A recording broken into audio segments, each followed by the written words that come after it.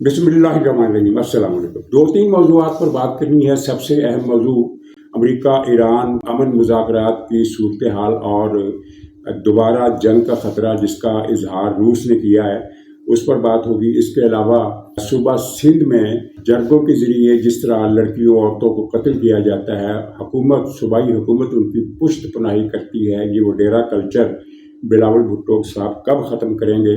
और तीसरा एक छोटा सा मौजू है, खबर नहीं देनी, सिर्फ जिक्र करना है कि इमरान खान ने जो जहनीत पैदा की है उसका मुजाहरा इमरान के एक शिशो ने किया है।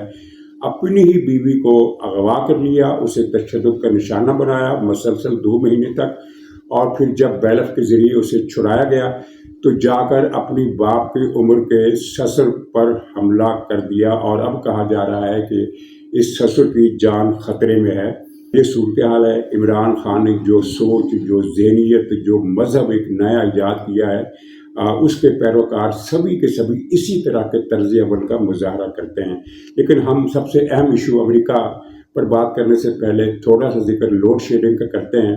पाकिस्तान में क़यामत खेज लोड शेडिंग शुरू हो गई है और हमारे इलाके में, बल्कि सिंध में भी और कई दूसरे इलाकों में भी हर 1 घंटे के बाद लोड शेडिंग हो रही है। बदतरीन दौर लोड शेडिंग का है और इसकी वजह बताई जा रही है कि ये जंग की सूरत हाल है जिसकी वजह से पाकिस्तान को इस मसले का सामना है।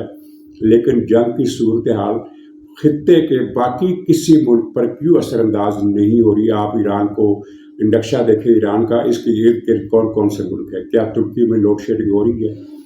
क्या आज़रबाईजान में लोड शेडिंग हो रही है? क्या तुर्कमानिस्तान में लोड शेडिंग हो रही है? क्या सऊदी अरब में, कतर में, बहरीन में, अमारात में, ओमान में, इन मुल्कों में लोड शेडिंग हो रही है?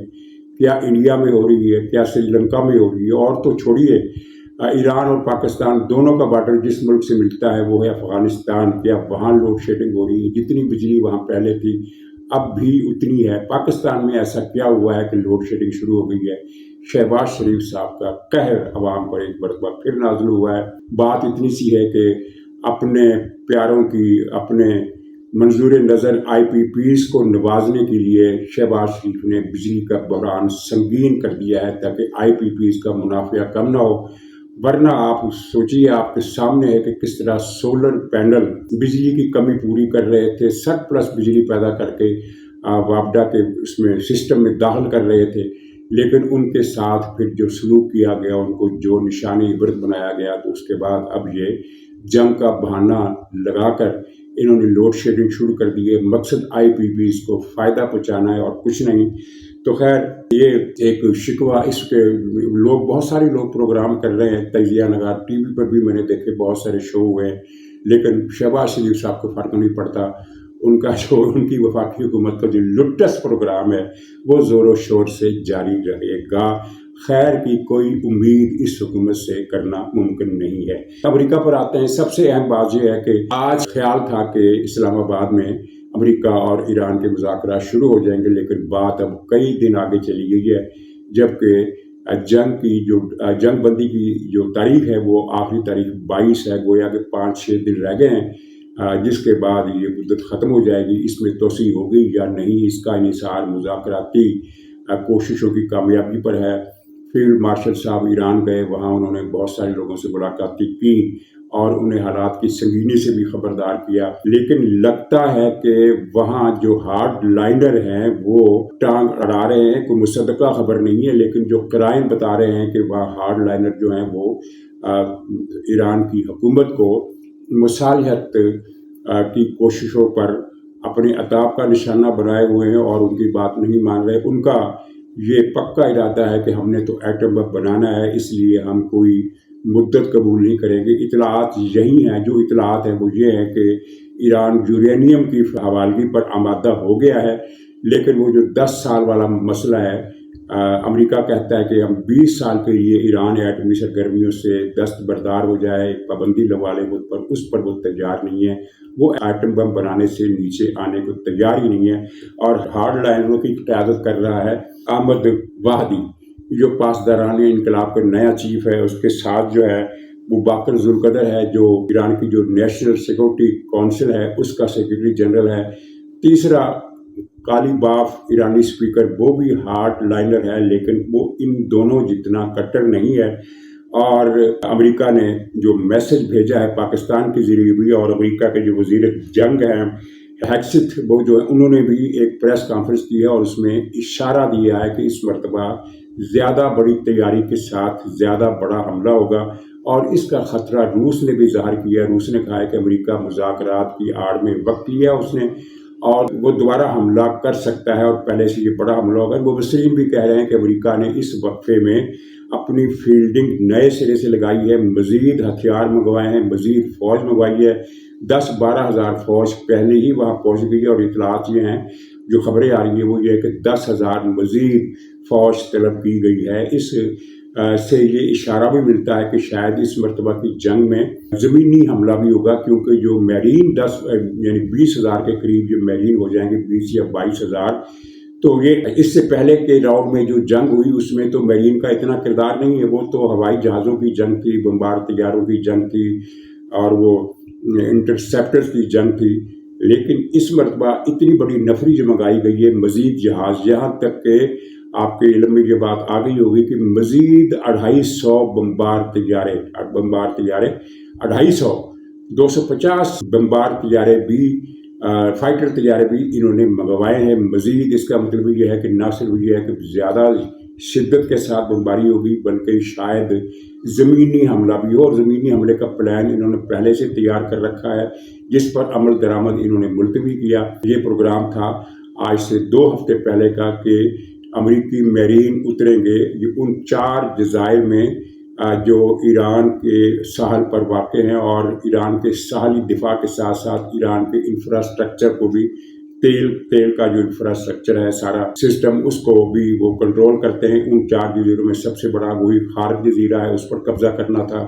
اس کے علاوہ جو 3 جزیرے اور ہیں ان پر قبضہ کرنا تھا، وہاں انہوں نے فوج اتارنی تھی، لیکن اس پر پھر ارادہ ملتوی ہو گیا، اور پھر جنگ بندی ہو گئی اور مذاکرات کے لیے کوشش شروع ہوگی۔ تو کل ہیکسٹ صاحب نے جو پریس کانفرنس کی ہے اس میں انہوں نے بتایا کہ اس مرتبہ ہم ری لوڈڈ ہیں، ہم پہلے سے بہتر ری لوڈڈ ہیں، اور تیاری پہلے سے زیادہ، اور ایک لمحے کے نوٹس پر ہم دوبارہ جنگ شروع کر سکتے ہیں۔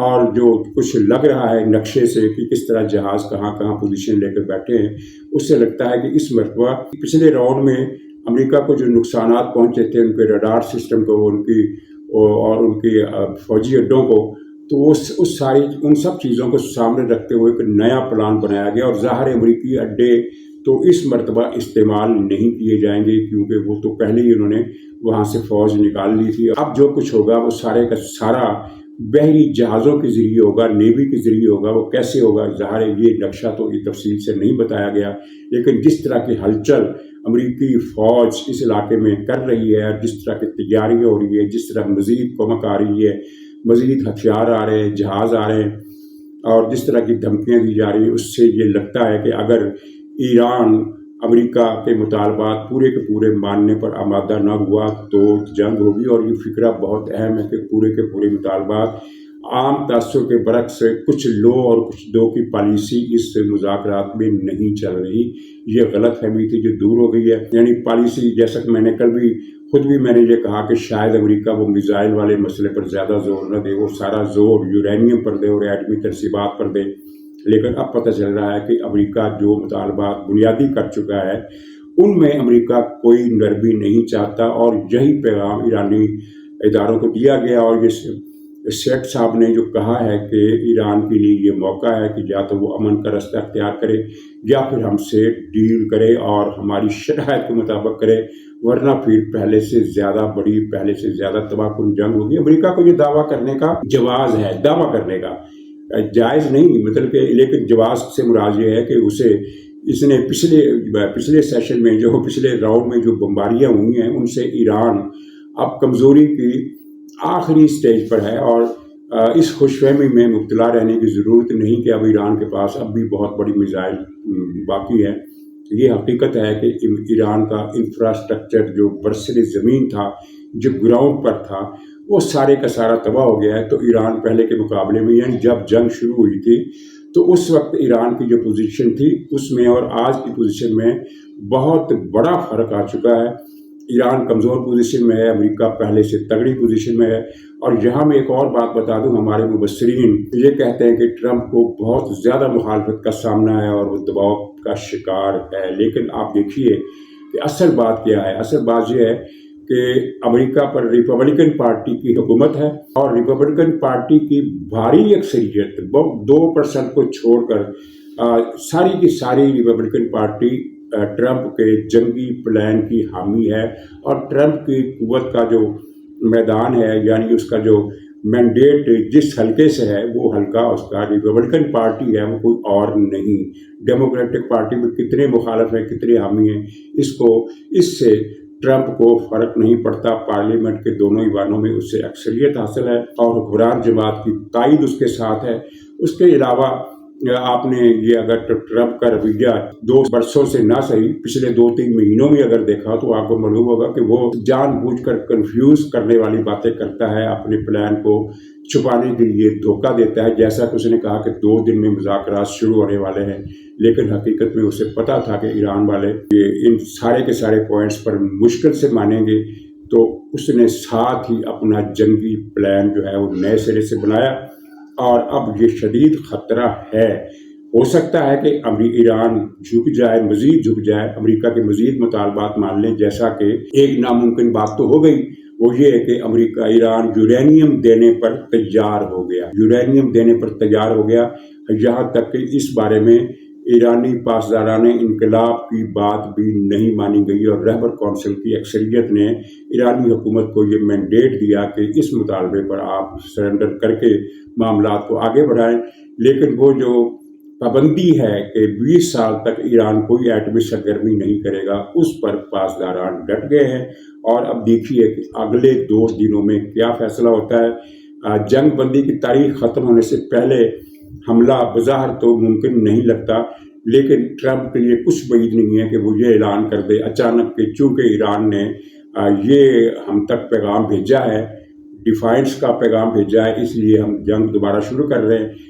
इस दौरान लेकिन एक पॉजिटिव डेवलपमेंट ये हुई है कि लेबनान और इसराइल के दरमियान जंग बंदी हुई है और इस जंग बंदी से चंद घंटे पहले इसराइल ने जनूबी लेबनान में जो बमबारी की है उससे दर्जनों देहात और कस्बात तबाह और बर्बाद हो गए हैं। यानी इसराइल ने वो कसर पेशगी निकाल ली है जो जंग बंदी के बाद वो नहीं निकाल सकता था। तो इससे लगता है कि शायद यहाँ भी मामला आगे बढ़े, लेकिन बात फिर वही आ जाती जो हमारी समझ में नहीं आती कि अमेरिका अपने बुनियादी मुतालबात में कमी के लिए तैयार नज़र नहीं आ रहा। फिर बात आगे कैसे चलेगी, इसमें तो पाकिस्तान के लिए भी मुश्किल पैदा हो जाएगी।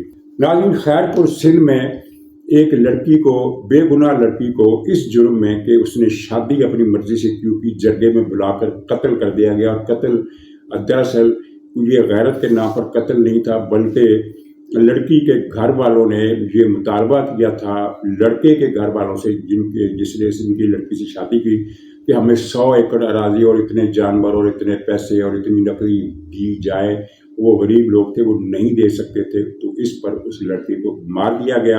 और मारा किसने? उसके मामू ने।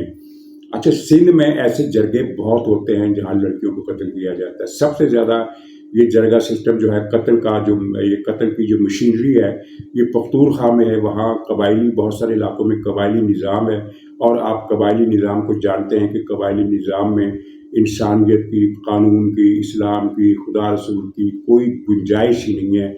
ये एक वहशी किस्म का निज़ाम है जिसमें स्वाय दरिंदगी, यानी वहाँ ताकत जिसके पास है कबायली निज़ाम में उसी को इंसाफ मिलता है। और कबाइल के सरबराह कौन बनते हैं?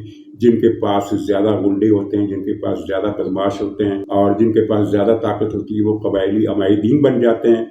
और फिर जरगा बुलाकर कोई अक्सरियत राय से फैसला नहीं होता, जिस तरह एक अमूमी तासुर है कि जरगे ने अक्सरियत से फैसला दिया। नहीं, कबायली अमायदीन फैसला करते हैं, बाकी जरगे वाले जो है वो मेंबर होते हैं, वो तायीद के अलावा कुछ नहीं करते।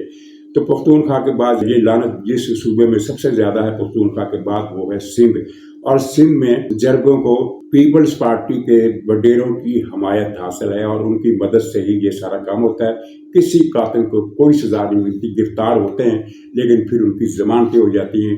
वो एक पीर जिसने 5 साल की बच्ची को कत्ल कर दिया था, तकलीफें दे देकर, अजियतें दे देकर, वो भी PTI का, पीपल्स पार्टी का लीडर था اور اس کو بھی پیپلز پارٹی کی حمایت حاصل تھی. تو اب یہ سندھ کی صوبائی حکومت زیادہ ننگی ہو کر سامنے آئی ہے.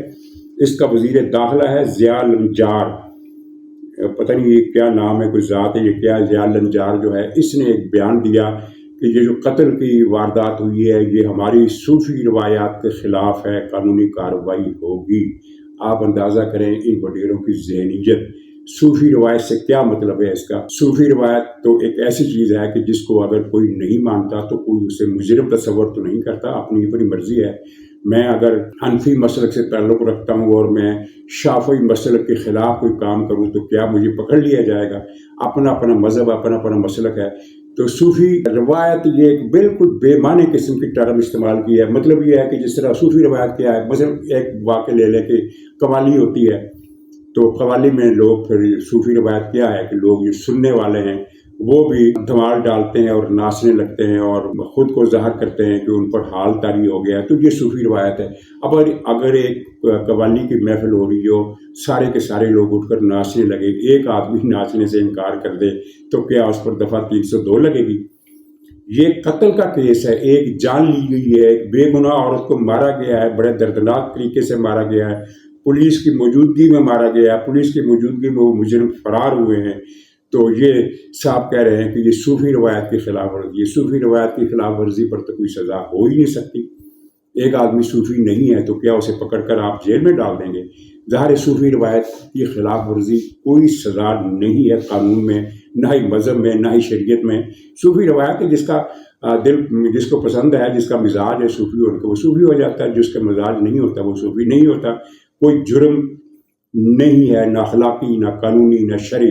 تو دوسرے لفظوں میں یہ جو ضیاء النجار صاحب ہیں یہ لوگوں کو بتا رہے ہیں کہ اس لڑکی کو قتل کر کے کوئی جرم نہیں کیا گیا، کوئی گناہ نہیں کیا گیا، بس صوفی روایت کی خلاف ورزی کی گئی ہے.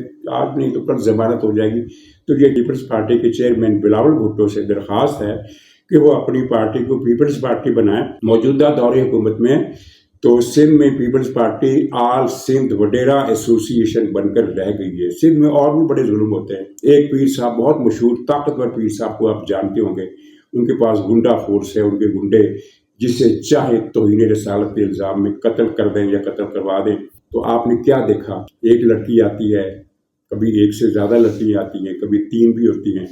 پھر میڈیا کو بلایا جاتا ہے، میڈیا کے سامنے وہ اپنا آبائی مذہب دھرم ترک کر کے اسلام قبول کرنے کا اعلان کرتی ہے. اس کے بعد ان کے نکاح پڑھائے جاتے ہیں. اس کے بعد یہ لڑکیاں کہاں جاتی ہیں کسی کو معلوم نہیں. پولیس کو معلوم ہے، انٹیلیجنس اداروں کو معلوم ہے، جو باخبر لوگ ہیں ان کو معلوم ہے، لیکن عوام میں کسی کو معلوم نہیں کہ لڑکیاں کہاں جاتی ہیں. بہرحال پیر صاحب کی دولت میں ہر واقعے کے بعد ان کے بینک بیلنس میں اضافہ ہو جاتا ہے، اور اگر کوئی بات اس کے خلاف کرے تو اس پر بلاسفیمی لگ جاتی ہے. تو اس سے وڈیرے کو بھی پیپلز پارٹی کی حمایت حاصل ہے. یہ اس سے پہلے عمران خان کی حکومت تھی تو یہ پیر صاحب جو تھے پی ٹی آئی کے حامی تھے. اس سے پہلے مسلم لیگ کے بھی حامی رہے. کمال ہے ان لوگوں کا کہ وڈیرا سسٹم سندھ میں نہیں ٹوٹ سکتا. ویسے کسی نے سوال کیا تھا پیر صاحب سے اخباری بیان کے ذریعے، وہ ایک آدھ اخبار میں چھپا، وہ یہ تھا کہ پیر صاحب یہ آپ کے پاس اسلام قبول کرنے کے لیے صرف نوجوان لڑکیاں ہی آتی ہیں، کبھی لڑکے نہیں آئے، کبھی کوئی مرد نہیں آیا، کبھی کوئی بڑی عمر والی عورت نے اسلام قبول نہیں کیا. صرف نوجوان، بالکل نوجوان کنواری لڑکیاں ہی کیوں اسلام قبول کرنے آتی ہیں. اب اس پر ہم زیادہ بات کریں گے تو بعض لوگ کہہ دیں گے کہ بھی آپ کو فروغ اسلام سے یعنی آپ کو فروغ اسلام پسند نہیں ہے. بھائی یہ فروغ اسلام نہیں ہے، یہ فروغ بینک بیلنس ہے. تو خیر اچھا، اب آخر میں ذکر کرتے ہیں عمران خان کے شیشو کا. شیشو یعنی شاگرد، ہندی میں شاگرد کو شیشو یا شیشک کہتے ہیں. تو عمران خان کا ایک شیشو ہے، خاصا بدنام ہے، گندی گفتگو کرتا ہے، ٹی وی اینکر رہا ہے، پھر اپنا ولاگ بھی کرتا ہے، اپنے ولاگ میں ننگی اور گندی گالیاں دیتا ہے. خیر چلیے اسے چھوڑیے، وہ تو پی ٹی آئی کا سارا سوشل میڈیا یہی کرتا ہے. سرکار اسٹیبلشمنٹ کا یہ منظور نظر رہا ہے. عمران ریاض کی طرح یہ بھی اسٹیبلشمنٹ کا منظور نظر ہے. تو اس نے اسلام آباد میں ایک بہت بڑا فارم ہاؤس بنایا. ظاہر ہے ان کی حرام کی کمائی ہے، اسٹیبلشمنٹ بھی ان کو منتھلی دیتی ہے، یوٹیوب سے بھی کماتے ہیں اور بھی کئی ذرائع ہوتے ہیں. وہاں اس نے فارم ہاؤس بنایا اور سرگودا کے ایک دولت مند آدمی کی بیٹی سے شادی کر لی. کس طرح کر لی ہمیں نہیں پتا، لیکن شادی کر لی. اور شادی کے پہلے دن ہی اس بیوی کو کوئی بات پسند نہیں آئی ہوگی، اس کو پکڑ کے اس نے قید کر دیا، اغوا کر لیا اپنے گھر میں، فارم ہاؤس میں کمرے میں بند کر دیا، اس کے موبائل فون چھین لیا، اور جب اس کے والدین مسلسل 2 مہینے تک اس کو فون کرتے رہے اور اس کا فون بند جا رہا تھا تو انہیں پریشانی ہوئی، تو انہوں نے عدالت میں درخواست دائر کی، عدالت نے بیلف مقرر کیا، بیلف نے چھاپا مارا فارم ہاؤس پر اور وہ لڑکی کو بازیاب کرا کے عدالت لے گئے، جہاں اس نے بتایا کہ مجھے اس نے قید کر رکھا تھا اور مجھ پر مسلسل تشدد کرتا تھا، مارتا پیٹتا تھا، بد سلوکی کرتا تھا، ظالمانہ سلوک کرتا تھا۔ تو خیر وہ لڑکی اپنے والدین کے گھر پہنچ گئی، تو یہ مخصوص ششو صاحب جو تھے یہ پھر اپنے سسرال پہنچ گئے، اور جاتے ہی سسر صاحب پر چڑھ دوڑے اور ان کی پٹائی کر دی، اور اس کے بعد پھر ان کی سسر کی پٹائی کرنے کے بعد ایک ٹویٹ چلا دی کہ مجھ پر تو قاتلانہ حملہ کیا گیا اور مجھے پتہ نہیں کیا کچھ کیا گیا، وہ سارا جھوٹ نکلا، کوئی قاتلانہ حملہ نہیں ہوا بلکہ اس نے جا کر سسر کو مارا۔ خیر میرا یہ خبر آپ نے سب نے سن لی ہوگی، تو میں خبر نہیں دے رہا، میں صرف اس پر ایک تبصرہ کر رہا ہوں کہ یہ ہے وہ ذہنیت، یہ سوچ، یہ نظریہ جو عمران خان نے ان لوگوں کو دیا ہے، اور عورتوں کے بارے میں ان کا یہی طرز عمل ہے، عمران خان کا خود کا یہی طرز عمل ہے کہ عورت جو ہے یہ ایک کنزیومر آئٹم ہے، اسے استعمال کرو اور پھر چاہے تو اس کی ٹانگ توڑ دو، چاہے تو دونوں ٹانگیں توڑ دو، چاہے تو جان سے مار دو، چاہے تو کسی کوڑے دان میں ڈمپ کر دو۔ عورتوں کے بارے میں عمران خان کی جو سوچ ہے وہ اس کے کئی تقریروں اور انٹرویوز میں آپ نے سن لی ہوگی، اور کچھ جھلک اس کی عمران خان کی عائلہ ملک سے جو ٹیلی فون گفتگو وہ لیک ہوئی تھی اس سے بھی آپ کو اس کا سراغ ملتا رہا ہوگا۔ تو اب سسرال والوں کی خیر مجھے نہیں لگتی، کیونکہ یہ اسٹیبلشمنٹ کا بہت پسندیدہ اینکر ہے، جس طرح عمران ریاض اسٹیبلشمنٹ کا بہت مشہور قسم کا اینکر تھا، جس کو جب خطرہ پیدا ہوا کہ اس کو کہیں گرفتار نہ کر لیا جائے، کیونکہ ریاست 2 قسم کی پالیسی اختیار کر لی ہے نا، ایک جو اوپر سے آتی ہے تو اس کے تحت جو پاکستان کے خلاف بکواس کرتے ہیں ان کو پکڑ لیا جاتا ہے، لیکن اسٹیبلشمنٹ ہی کے اندر کا ایک بڑا حصہ ان لوگوں کو پھر بچاتا ہے۔ تو آپ نے دیکھا کہ کس طرح اسٹیبلشمنٹ نے ہی عمران ریاض کو جہاں سے فرار کرایا، باعزت فرار کرایا اور لندن میں پہنچایا، اور عمران ریاض جو پاکستان میں پختونخوا حکومت کے 10 ارب روپے لوٹ کر لندن گیا۔ پاکستانی سسٹم جو ہے وہ ہانگ کانگ سے مجرموں کو پکڑ کر لے آتا ہے، دبئی سے مجرموں کو پکڑ کر لے آتا ہے، عمران ریاض پر ہاتھ نہیں ڈال سکتا۔ تو یہ جو ششو صاحب ہے یہ اب اپنے سسرال والوں کا کیا حشر کریں گے اسٹیبلشمنٹ کی ملی بھگت سے؟ تو اللہ کرے ان کی خیر خیریت رہے گی، بچت ہو جائے۔ ناظرین اجازت دیجیے، انشاءاللہ اگلے ملاد میں پھر ملاقات ہوگی، تب تک کے لیے خدا حافظ۔